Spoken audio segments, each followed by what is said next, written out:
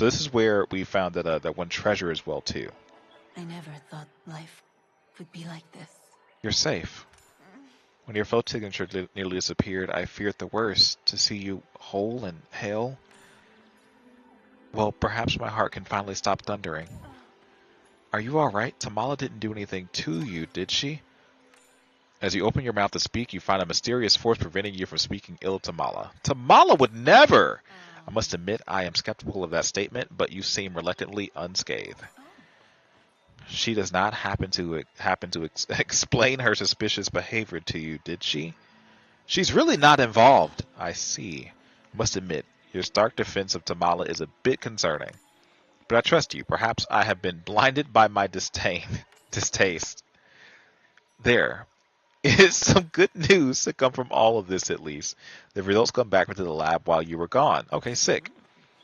They are back at the stables. If you would like to meet me back there, I think we have quite a bit to discuss. Okay, sick. But before I forget, when that boy ran off, he dropped this. I think he intended for you to have it. It appears to be a runestone of some kind.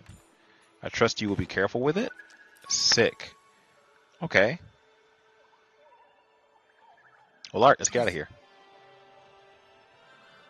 So we found the boy. Got that quest complete. Main story now, we have to meet Subira back at the Elderwood stable. Our quickest way out... man, it might be Deepwood. I don't like the Deepwood stables, I'm gonna be honest with you, man. Trying to climb all the way up there is a headache for me. But I'll cut to it so you guys don't see me embarrass myself. Alright, we're back here at the stables, and Subira is here as well. Let's talk to her.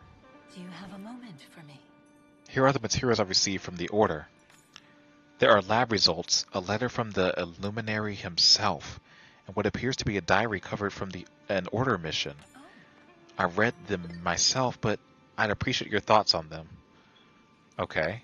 We're probably have to read these now, right? Have we crossed a line?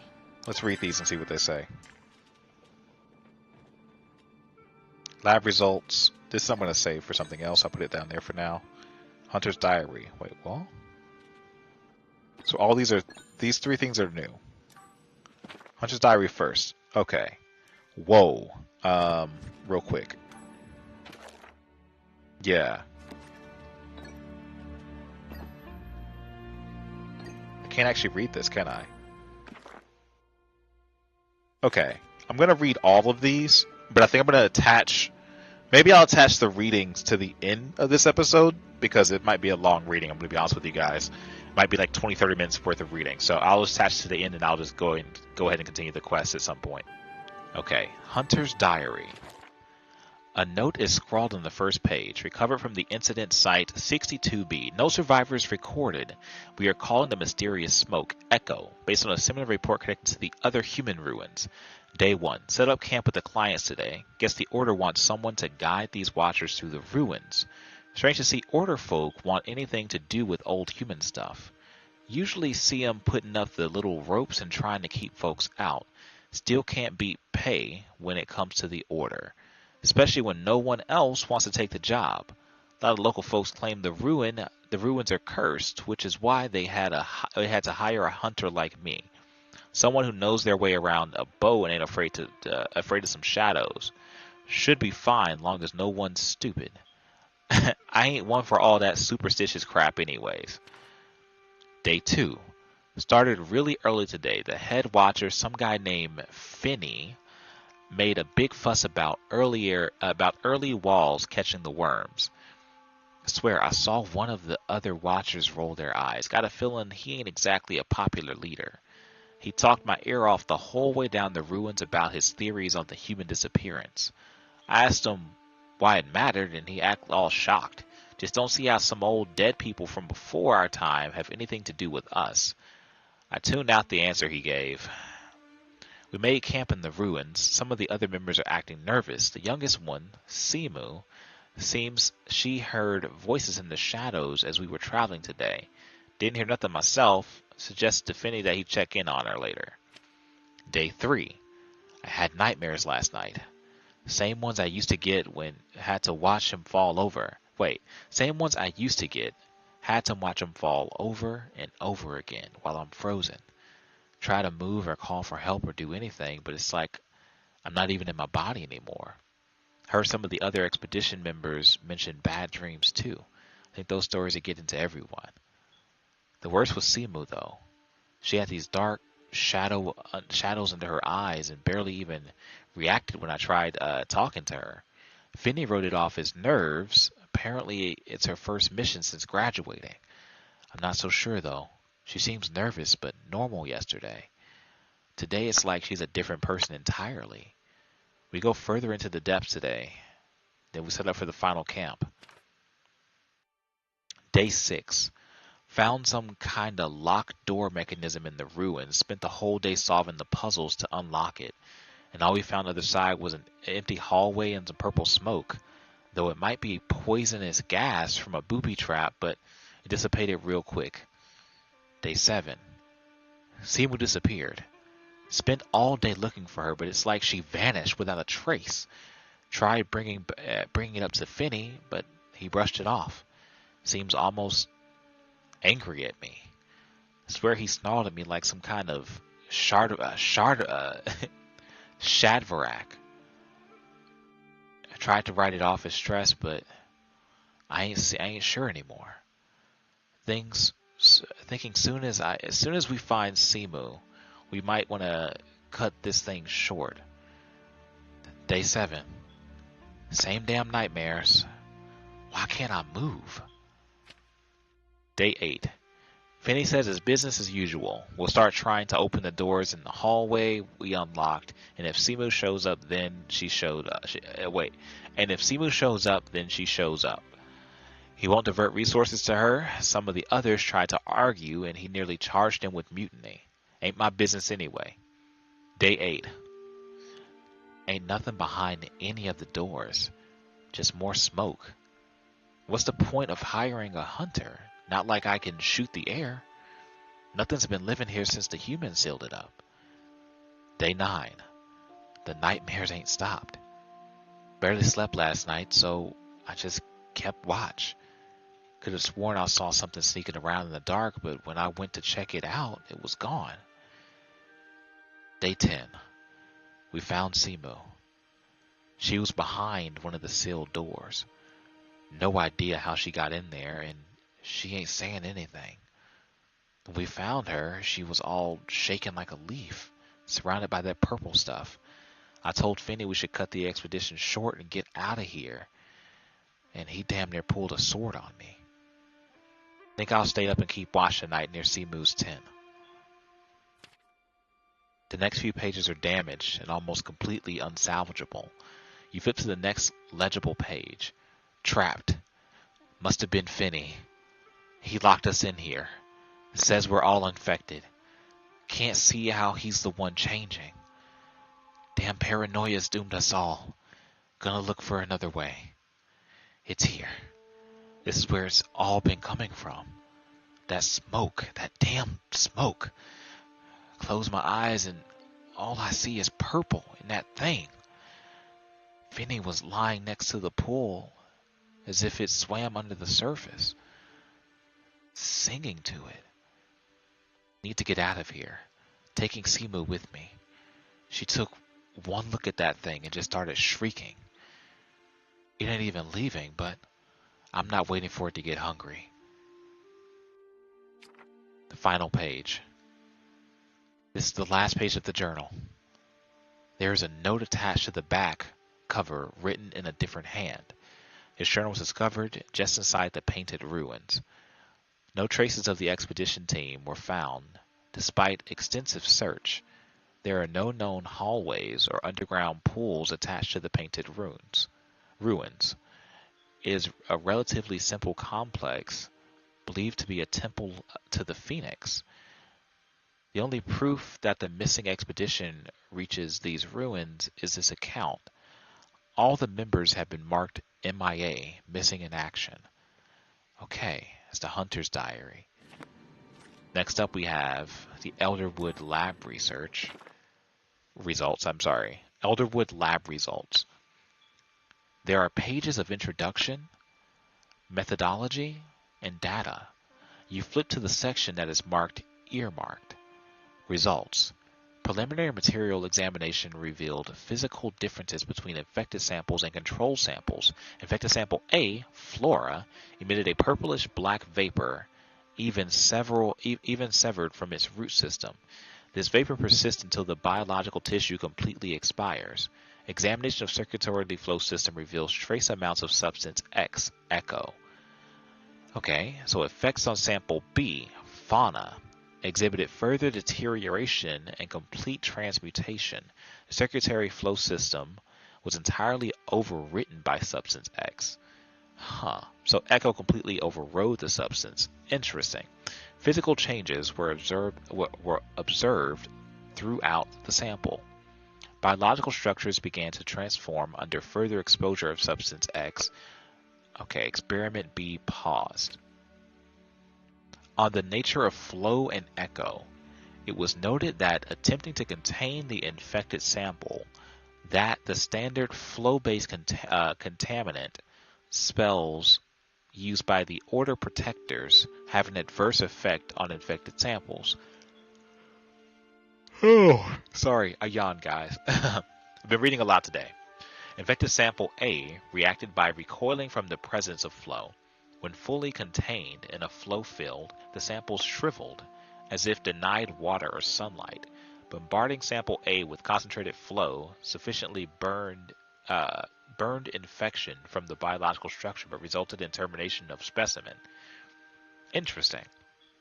Attempts to contain pure substance X essence via flow results in substance X presence diminishing and eventually dissipating. It appears that the higher the concentration of flow, the faster its dissipation process. Further experiments pause pending ethics committee approval. Okay, discussion.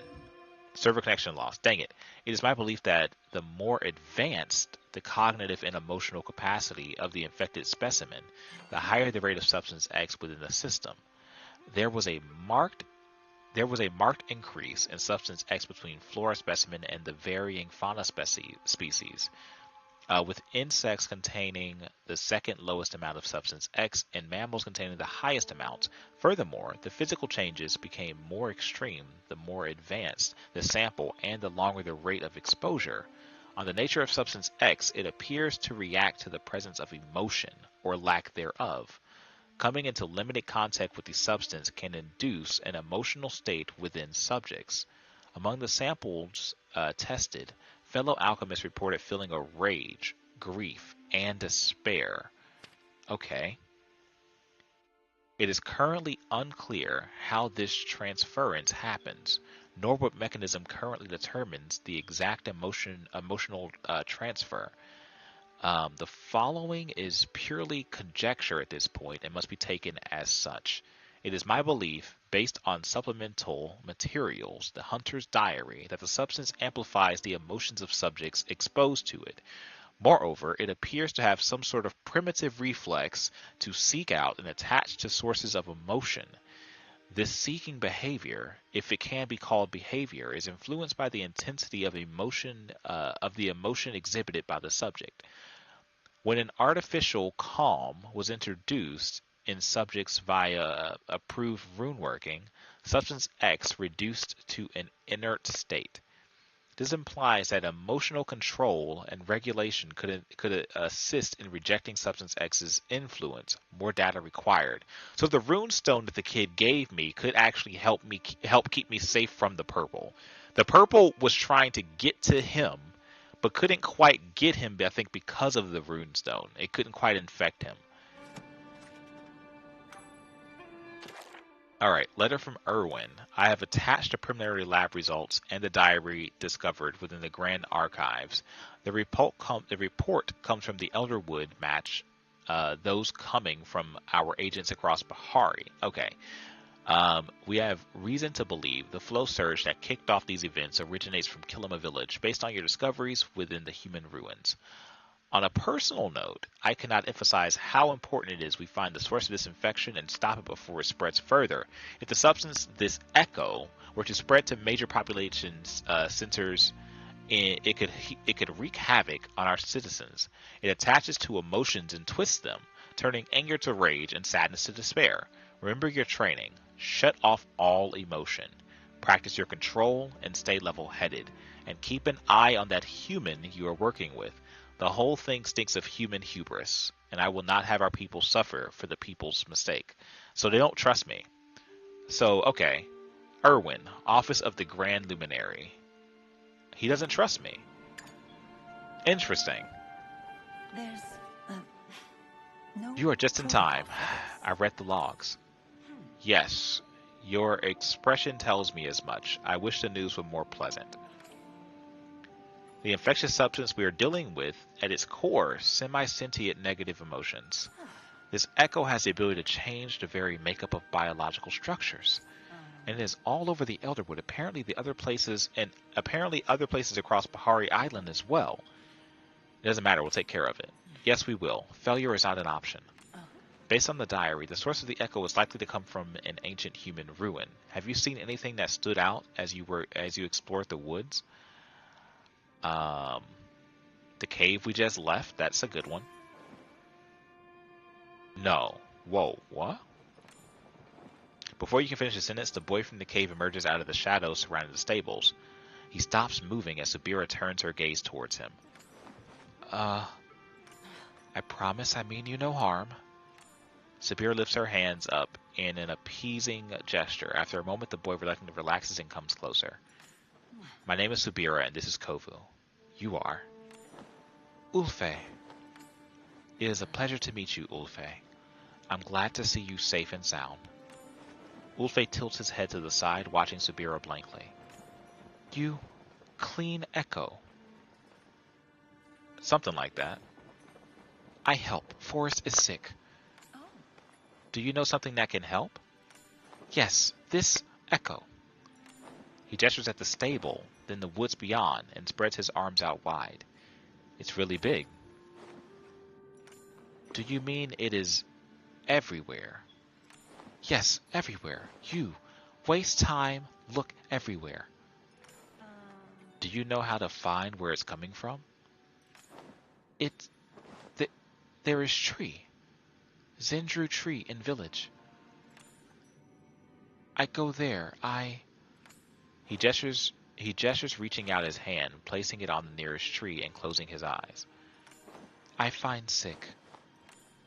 You were saying that if we take you to the Zendru tree, you'll be able to find the source of the echo. Yes. Okay. I think he was supposed to say yes, but she said it anyway. Let's go right now. I imagine if it was that easy, you would have gone already. Yes, Ulfe? I try. I fall. Sick everywhere. Where is the Zendu tree? Come, follow. Maybe we could. Okay.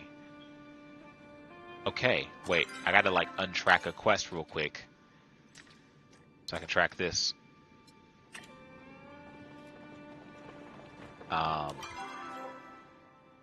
Assuming I just follow them. 1 second. Let's just do it. Let's follow them.